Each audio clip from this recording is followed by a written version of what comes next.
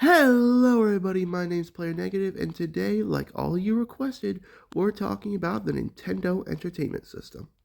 So, the polls were pretty much unanimous on this one, and for the review of this video, I am going to have to stick to something a little more 2D for the rest of the review, so with that being said... Hey hand, throw the NES controller!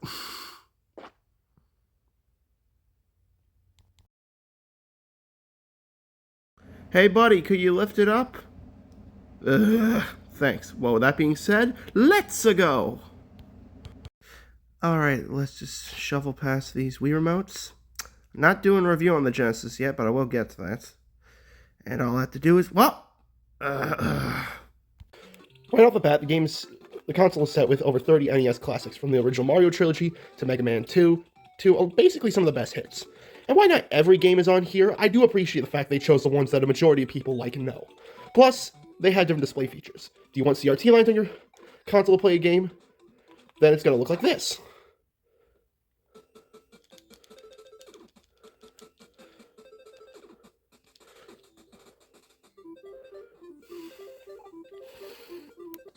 Say I want it to be 4x3.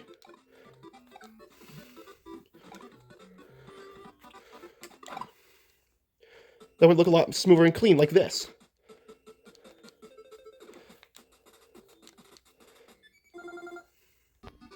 And say I want it to be pixel perfect and just have a smaller ratio.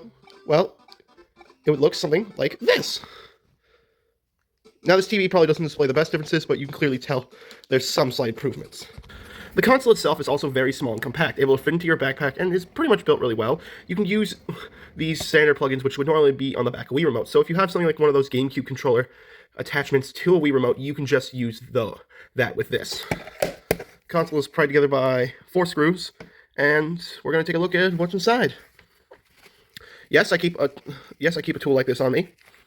Got a problem with it? Deal with it. So right off the bat, the body of the console is pretty small and basic. Like, you have a few circuit boards loaded up with some games, basic rhythm cables. Now, I'm not going to destroy this thing, which is why I'm not going to go any further, but just, like, you can tell how small and compact this is. I could fit this in my backpack if I wanted to. Now, because the console is so minimal and there's, like, barely a lot I can show you since this isn't the actual NES, and it didn't have all those special attachments I could go into length to, I'm mainly just going to talk about a few of the games and their overall development history, as well as how they innovated slight fractions of what the gaming industry had. I mean, the real innovator of gaming goes to Sega, but I'll do that for a later video. Alright, let's start off with a good game on a good note, Punch-Out for the NES. Originally known as Mike Tyson's Punch-Out as an endorsement deal for the boxing man himself, later became an original Nintendo IP, starring one of the most random characters in gaming, Little Mac. Now, the game is pretty dated because most of the fighters are actually based off stereotypes back in the 90s, but most of them are kind of goofy and not too offensive. Unless you're counting Pista Hondo. This game was the first console game on the NES to have fluidly animated bosses.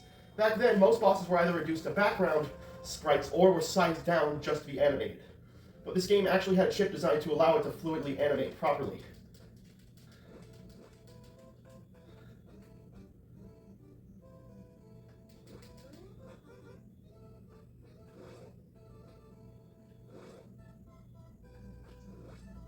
Okay, why is my controller?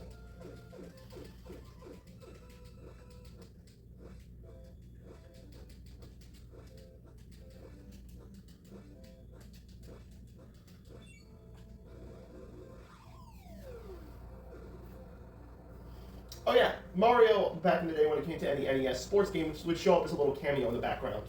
It was sort of his thing.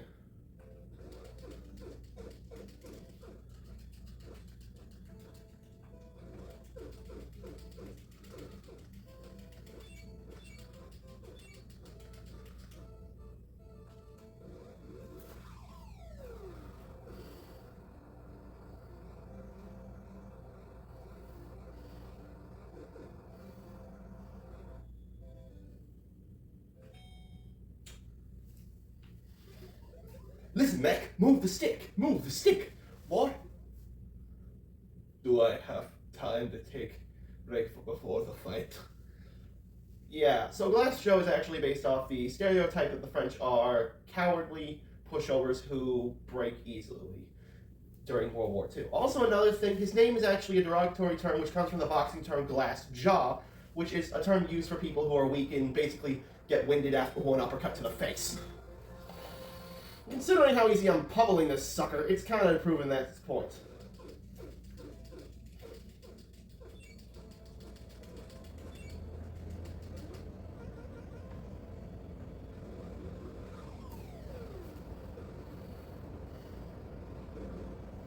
Oh, I'm not done with you yet, French boy.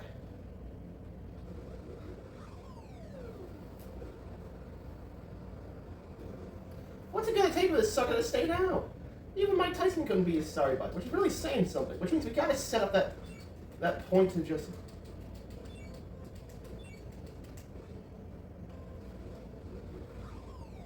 Oh come on, he's gotta go down at that point. Oh yeah, baby! That's what I'm talking about! Yeah, baby! That's what I'm here for! That's what I'm talking about! Woo! Next up is von Keister. Now, he's actually based off another stereotype of the ideal German soldier. Again, this game came out at a different time. I'm not going to get into it. Now, unlike the French guy we were fighting earlier, Glass Joe, he's not actually that big of a pushover. He's actually a lot stronger here.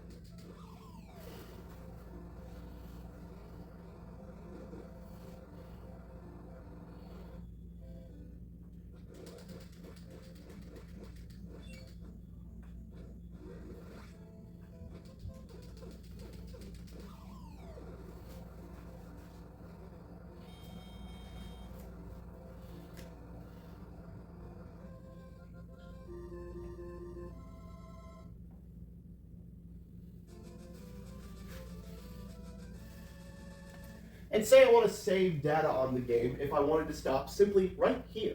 Well, I would press the select button on the console, go down here, and boom. And then I go down here, and I can go back to the fight anytime I want.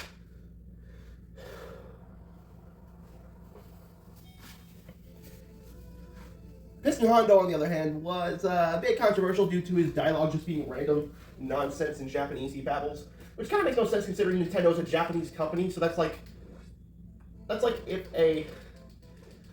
You know what, I'm not going to get into it, but like, let's just say Punch-Out Wii had a lot to live up to when it came to fixing the mistakes of this game, and the arcade game, which, let me tell you, the arcade game was a lot worse than this.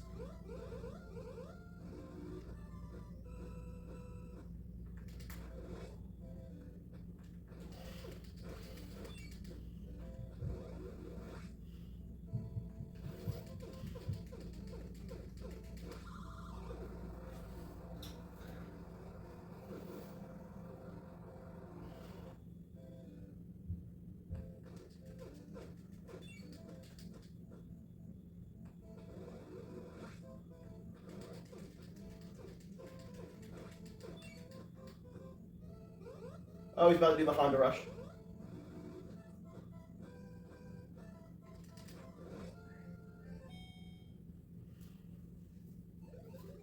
Listen, Mac. Dodge his punch, then counter punch. See right there, the bottom of the dialogue? I'm not going to say that because that just makes me sound... I'm not going to say that. Luckily, I have his health down, so maybe after this one hit, he'll finally hit the ground.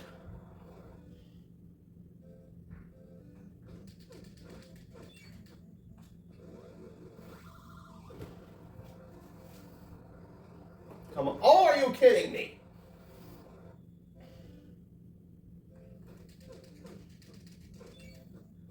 Okay, he's doing the Honda Rush.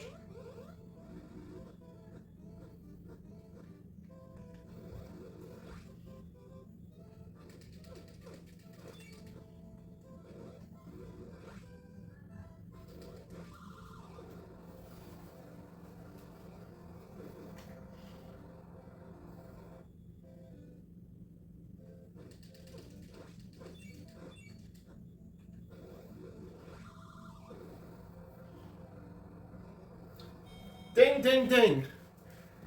Now that's what I call a punch-out.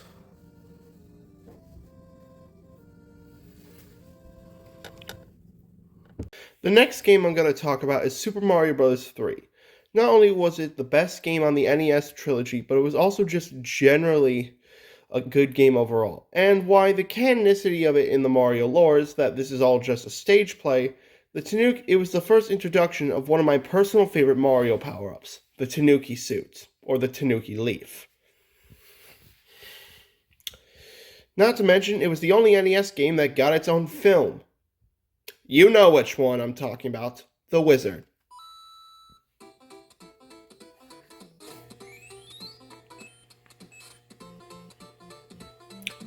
Listen to that.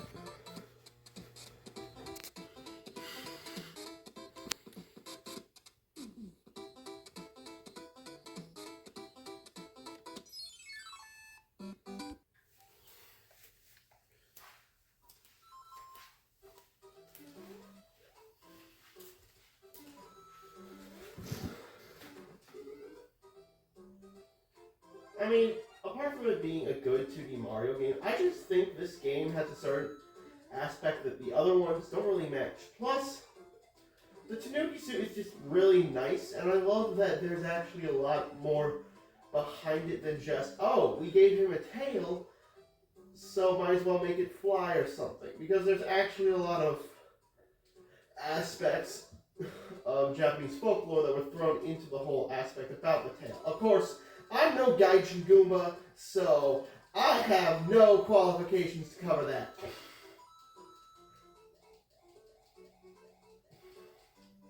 I just honestly like the power-up because of what you can do with it, and I just love the satisfaction of being able to just straight up punch enemies with a tail. Honestly, it'd be the only Mario power-up I would want to have in real life. You get to fly, you get an extra limb, and you can break blocks. What more could you want?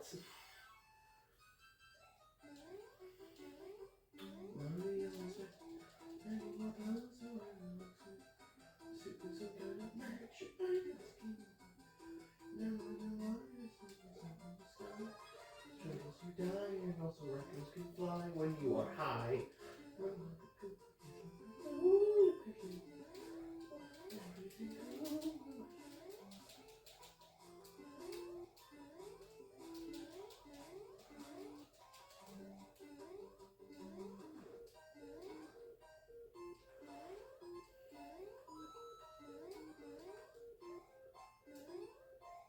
Forget it.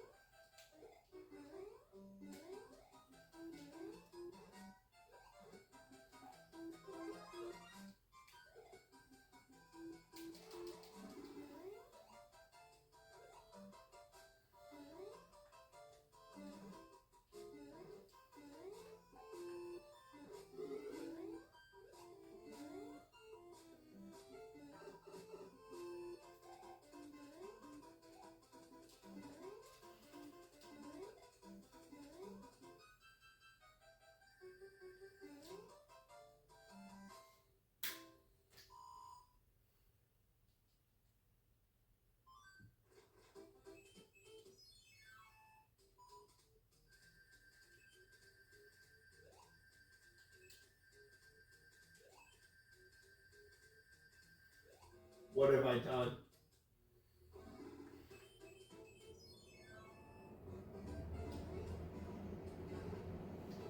Oh, come on.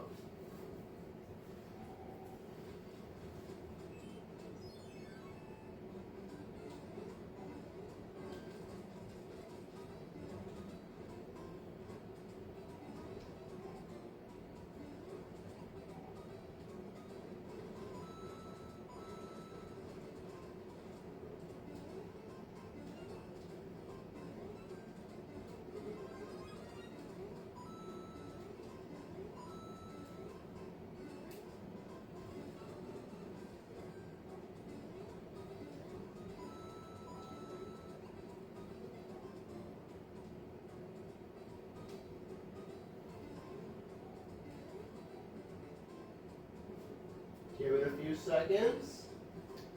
Boom!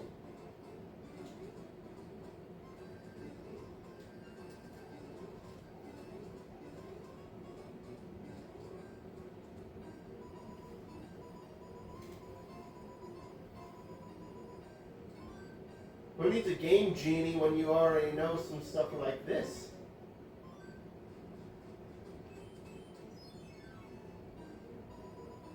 Also, this was the second appearance of Toad actually being capable, or third if you count somewhere in the world. Oh yeah.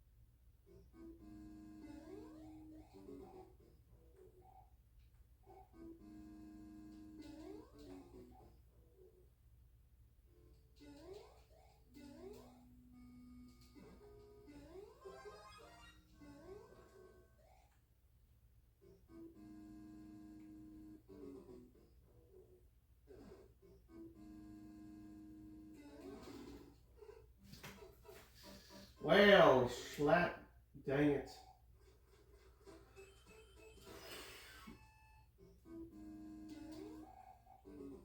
Waffles.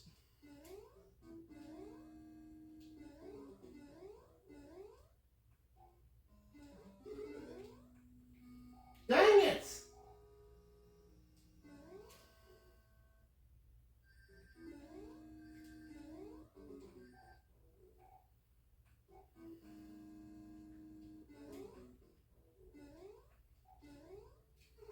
What?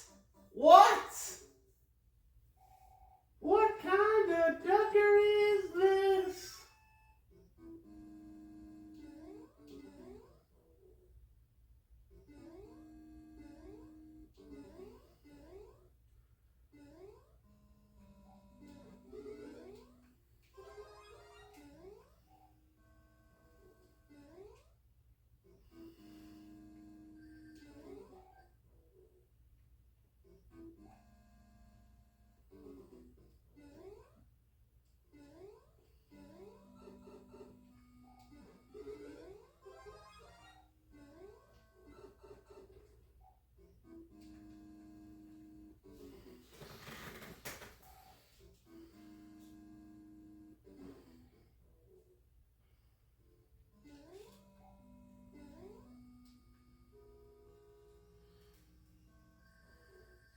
Read every day.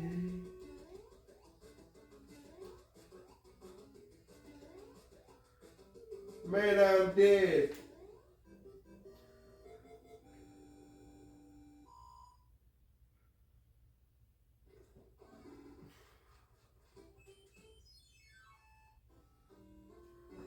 Oh!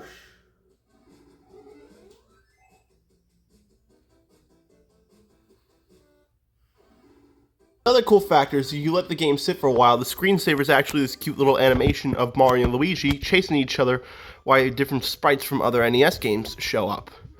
I think it's a nice little novelty for what it is, and even though this console isn't for everyone because you could just emulate the games, I generally think this is a really little nice setup right here.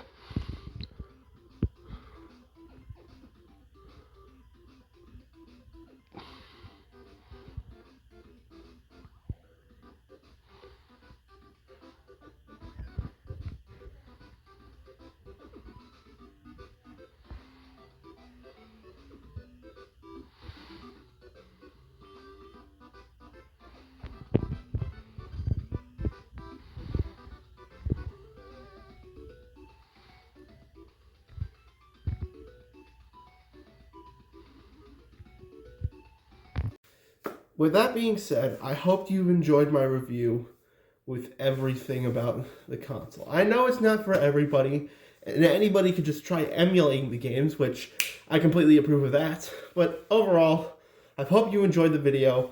I hope you enjoyed everything. I'm Player Negative, and I will be signing off. And remember, if it's not unethical, unbiblical, or illegal, just do it.